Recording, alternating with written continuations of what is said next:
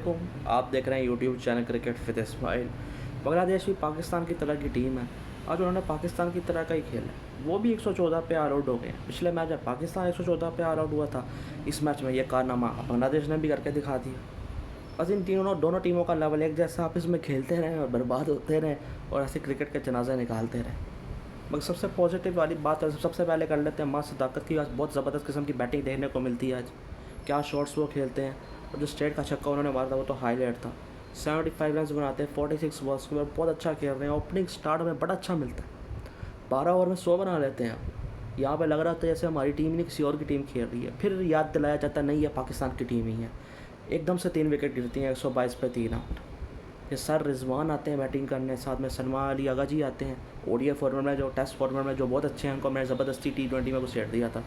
आगा जी तो बहुत अच्छा खेलते हैं। रिजवान साहब टेस्ट मैच खेल रहे होते हैं, पर आगा जी का जो रनआउट था बड़ा कंट्रोवर्सी बन गया। यहाँ पर बड़ी डिबेट चल रही है उसके ऊपर। रिजवान शॉट खेलते हैं मेहदी हसन मिराज की बॉल के ऊपर, बॉल सीधी जाती है, एक ही लाइन में आ जाते हैं आगा जी, मिराज और बॉल लगती है मिराज के पाँव के ऊपर, थोड़ी सी उछल के नीचे गिर जाती है। आगा जी क्रीज से बाहर होते हैं। वो बॉल पकड़ाने लगते हैं मिराज को। मिराज पकड़ के, उनसे हाथ से नहीं पकड़ता, खुद ही पकड़ के स्टंप पे मार देता है। और वहाँ पे फिर आगा जी को काफ़ी गुस्सा आता है। स्पीड ऑफ क्रिकेट की डिबेट भी चल जाती है और काफ़ी हाथ के इशारे भी आगा जी करके जा रहे होते हैं वहाँ पर। तो काफ़ी कुछ यहाँ पर हो गया था। बांग्लादेशी क्रिकेट हो, कंट्रोवर्सी ना हो और इस तरह के क्रिकेट के फैसले ना हो, ऐसा कभी हो ही नहीं सकता। इससे पहले टाइम आउट वाला आपको याद होगा, एंजेलो मैथ्यूज़ वाला जो हुआ था। शाकिब अल हसन के भी पंगे काफ़ी रहते रहे, हालांकि टॉप प्लेयर हैं उनके। इस तरह की चीज़ें चलती रही हैं। अगर आप देखो ना यहाँ पर, अगर आगा जी वो बॉल उठा लेते जो पकड़ाने की कोशिश कर रहे तो ऑब्स्ट्रक्टिंग द फील्ड हो जाता, तब भी उन्होंने आउट हो जाना था। सबसे पहले तो उनको क्रीज से बाहर होना नहीं चाहिए और ना बॉल पकड़ने की कोशिश करनी चाहिए। और ये भी देखा जाए कि मेहदी हसन मिराज उनके रास्ते में आ गए थे, ये भी हकीकत है। को पीछे जाने के लिए मौका ही नहीं मिला, फिर जब बिल्कुल ही पीछे आ गए वो, तो कहीं ना कहीं दोनों गलत नज़र आते हैं यहाँ पर। बाकी जो भी हुआ रूल के अंदर ही हुआ है, ये कोई रूल के ख़िलाफ़ वाली चीज़ नहीं हुई है। अभी सोचो मंकट हो गया होता, उसका अलग तमाशा चल जाता।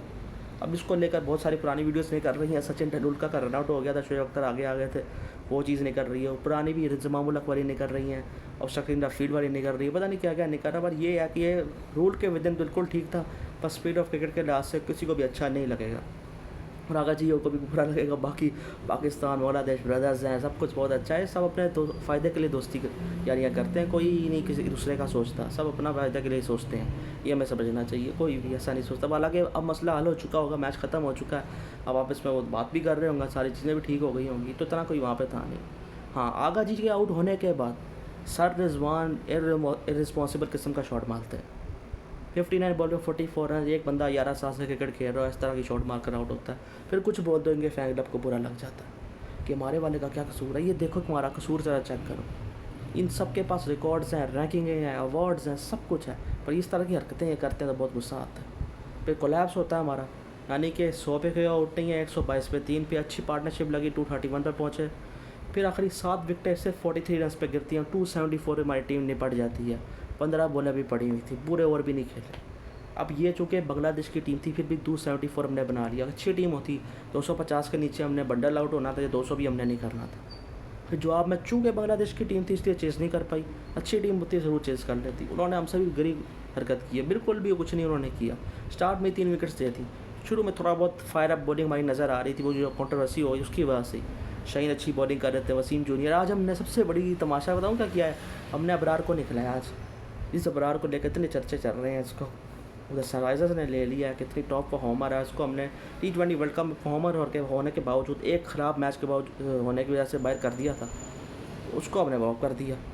3 मेन बॉलर्स के साथ खेल रहे होते हैं, 8वें 9वें तक बैटिंग चढ़ाई होती है। अब 4 होने चाहिए प्रॉपर बॉलर टीम के अंदर, 6+1+4 का फार्मूला होना चाहिए। 6 प्रॉपर बैटर हो, एक ऑलराउंडर डालें, चाहे स्पिनर वाला हो चाहे फास्ट बॉलिंग वाला हो, और बाकी 4 प्रॉपर होने चाहिए बॉलर्स में, फास्ट बॉलर स्पिनर शामिल है।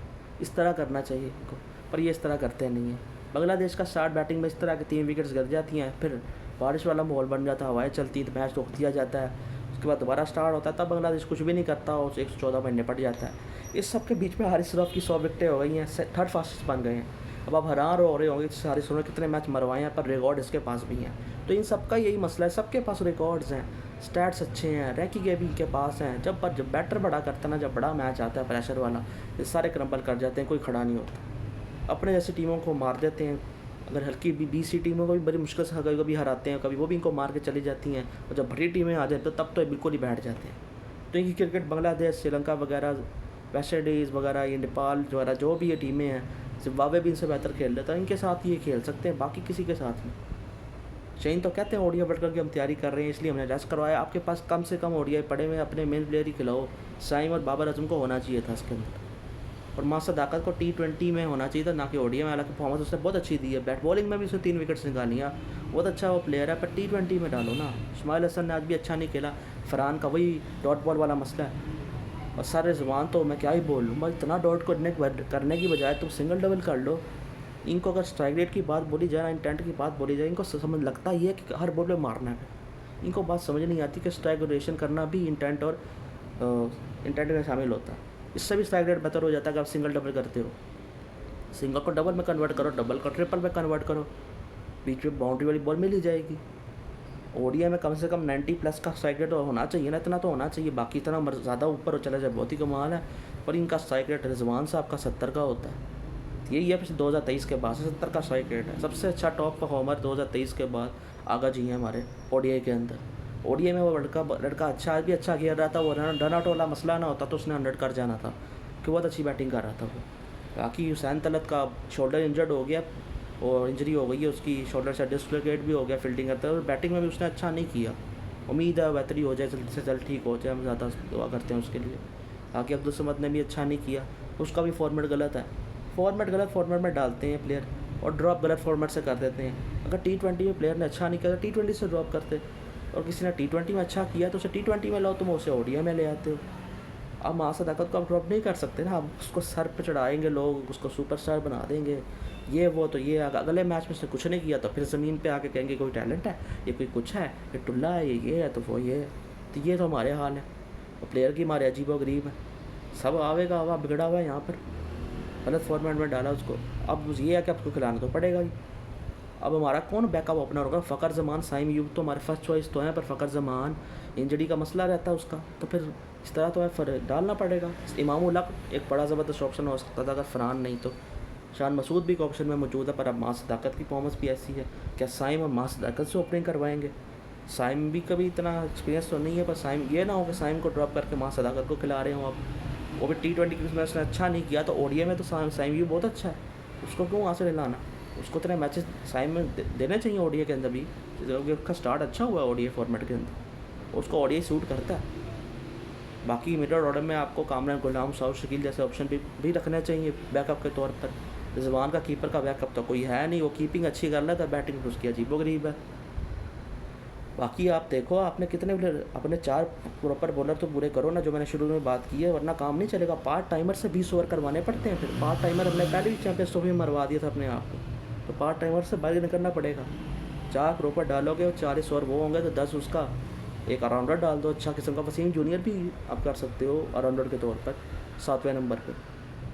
बाकी आप शहीन नसीम डालो, अब सुफियान के साथ जाती कि सुफियान अबरार हो, चाहे सुफियान ने डालना कोई और फास्ट बॉलर डाल दो, रॉफ को आपने डाल दो, उसको भी ले दे के उनकी तरफ ही वापस जाना होता है, डाल दो उसको ही, डाल दो करके उसका पूरे तो करो। और साउथ अफ्रीका वाली कंडीशन में रॉफ अच्छा कर सकता है, हालांकि मैं उसके हक में नहीं, उसको नहीं होना चाहिए, पर ये है कि एक चीज़ तो करो कम से कम सबके साथ, कि इनके लिए कंपल्सरी करो फर्स्ट क्लास और लिस्ट है खेलना, ये तो करो ना इनके लिए, ताकि वो खेलेंगे, फ़ायदा ही होगा इनका। बाकी शहीन को भी नई इंजरी का दोबारा देखना पड़ेगा, हालांकि पेस उनकी अब डाउन हो चुकी है। मुझे कभी भी लगता है दोबारा कोई घुटना पकड़ के ये बैठ जाएंगे। पूरी तरह रिहैब उनका ठीक होना चाहिए। कप्तानी अब तक 3-4 मैचेस उसने किया है, ठीक ही किया है। ज़्यादा सैंपल से लंबा होगा तो मुझे समझ आएगी उसके साथ, आगे मज़ीद मैचेस वो खेलेगा तो मैं बता सकूँगा क्या है ना। 1-2 मैच देख के तो मैं नहीं कह सकता न, पहले भी काफ़ी ज़्यादा धोखा खाया है लोगों के बारे में, क्योंकि सरफराज के बाद तो कोई मुझे अच्छा कप्तान नज़र आया नहीं, सारे एक जैसे ही नज़र आते हैं मुझे। बाकी सीरीज़ तो चलो बराबर हमने कर दिया 1-1 से। अगले मैच में हमने क्या करना है, हुसैन तलत अब नहीं है तो किसको हमने अब कल खिलाना है। इन्होंने स्क्वाड में नसीम शाह को नहीं रखा, नसीम शाह होना चाहिए था वहाँ पर मैं सबसे ज़रूरी जो मैंने स्टार्ट में भी बोली है, जो अभी थोड़ी देर पहले भी बोली है, ये फर्स्ट क्लास खेलेंगे, ये ज़्यादातर गुड लेंथ पे बॉलिंग करेंगे तो आपको आदत हो। ये फुल बॉल एक कराते हैं, एक शॉट कराते हैं, एक लेंथ पे कराएंगे, कंसिस्टेंट एक जगह पे हिट नहीं कर पाते। ये भी इन फास्ट बॉलर्स का मसला है। और कोई बैटिंग मारा परफॉर्मर होता है वो भी कंसिस्टेंट नहीं रह पाता। कोई टॉप परफॉर्मर डोमेस्टिक कर ले हो, वो भी इंटरनेशनल में टाइम उसको लगता है कि इंटरनेशनल का स्टैंडर्ड हाई है, ये बहुत सारे मुसीबतें हमारे यहाँ मौजूद हैं, बहुत सारी। मतलब इसके बावजूद ओडीआई की टीम हमारी T20 टेस्ट के मुकाबले में अच्छी नज़र आती है, ये चीज़ ज़रूर है। पर मगर ये मसला ये है कि दुनिया की जो टीमें हैं वो उनसे बेहतर हैं, उनका स्किल लेवल, टैलेंट लेवल बहुत ऊपर है। हालांकि हमारी ओडीआई की टीम अच्छी है इसके बावजूद भी। तो काफ़ी कुछ यहाँ पर है, इसलिए मैं कहता हूँ जो ओडीआई के बेस्ट प्लेयरों को ज़रूर खिलाया जाए, उनको ड्रॉप ना किया जाए। खेल लेते, बाबर आजम इस वक्त कुछ भी नहीं खेल रहे, ओडीआई ना इस टीम के अंदर मौजूद है, ना इस सीरीज़ के अंदर खेल रहे हैं, वो डोमेस्टिक उन्होंने वैसे नहीं खेलना, तो वह बिल्कुल ही फारिग बैठे हुए हैं। तो इससे अच्छा था ना इसको स्क्वाड में रख लेते और खिलाते। शमाइल हसन की जगह नंबर 3 पे वो खेल रहा होता। अब शमाइल हसन का तो कसूर नहीं है, उसने तो नहीं उसको ड्रॉप किया। तो कुछ समझ के बाहर है बहुत सारी चीज़ें, और बराज जैसे बंदे को ड्रॉप करना पड़े, अजीबोगरीब मामला आते हैं सारे। जो खिलाओ यार, ना करो उसके साथ, बहुत ज़्यादती कर रहे हो यार खिलाड़ियों के साथ। ये वहाँ से ताकत शमाइल हसन के साथ भी यही करेंगे, मुझे पता है जो उन्होंने हसन नवाज़ और सुफियान के साथ किया है। अब आवास अफरीदी, इरफान नियाज़ी, खुशदिल शाह वगैरह, साथ उसके जगह क्या नाम है, कामरान गुलाम, सऊद शकील, पता नहीं किन किन के साथ उन्होंने ज़्यादती की है, इनके साथ भी यही करेंगे। ये देख के वही वापिस शेर है कि मैं बिल्कुल भी हैरान नहीं हूँगा शादाब खान ओडीआई टीम में भी खेल रहे हूँ। मैं सरप्राइज़ बिल्कुल नहीं होने वाला अगर शादाब खान, नवाज़ भी हो गया हो, तो नवाज़ फिर भी कुछ बेहतर है शादाब से, ये खेल रहे हो, मैं बिल्कुल हैरान नहीं हो सकता। ये चीज़ें कर सकते हैं। हाँ, ये है कि थोड़ा सा माइक हैसन का हारिस रऊफ पे ट्रस्ट कम हुआ, वाला कि आज का मैच वो खेला है, पर शहीन का ट्रस्ट उसके ऊपर है। तो यहाँ पे पावर डिवीजन शायद थोड़ा फ़र्क है। जहाँ तक T20 की बात थी, वहाँ ज़्यादा उसके बाद माइक हैसन और आकिब जावेद के साथ पास ज़्यादा पावर थी, पर यहाँ पे मुझे लगता है शहीन के पास भी कुछ मौजूद ज़रूर है कि हारिस रऊफ अगर खेलेगा तो शहीन शाह अफरीदी की वजह से खेलेगा या आकिब जावेद की वजह से खेलेगा, ये माइक हैसन नहीं चाहता हारिस रऊफ। बाकी देखते हैं फिर आगे चल कर क्या होता है। मुबारक हो शहीन शाह अफरीदी साहब को, ये आज ये जीत गए हैं, सीरीज भी जीत के दिखाओ। हालांकि अपनी जैसी टीमों को तो हराओ कम से कम, इनसे तो मत हारा करो, इनको तो हराओ, कुछ तो लेवल करो। अगर बांग्लादेश ने अगर मैच नहीं खेला तो रैंकिंग में 10वें नंबर पे ही रहेगा, उनके लिए टॉप 8 पे आना ज़रूरी है। अगले महीने मार्च 31 से अगले साल 31 मार्च तक तो कट ऑफ टाइम है, टॉप और 8 टीम्स ने आगे जाना वर्ल्ड कप में, तो हम तो चलो चले जाएंगे, बांग्लादेश को क्वालिफाइंग राउंड खेलना पड़ सकता है। बाकी बहुत अच्छा क्रिकेट मार सकता ताकत के, लेकिन जो कंट्रोवर्सी है सलमान अली आगा की, मेहदी हसन मिराज की, अब ज़्यादा डिबेट नहीं होनी चाहिए, बहुत कुछ हो चुका है। इसी के साथ वीडियो करें लाइक, चैनल करें सब्सक्राइब। अल्लाह हाफ़िज़।